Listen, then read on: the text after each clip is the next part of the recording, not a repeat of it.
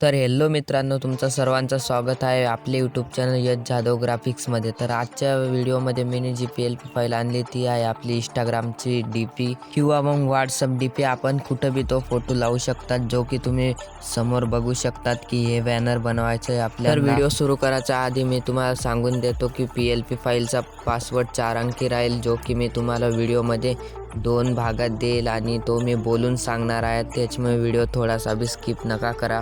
तर PLP फाईलची link मी comment बॉक्समध्ये दिली आहे, तर व्हिडिओ काळजीपूर्वक पहा। तर चला मग व्हिडिओ सुरू करूया।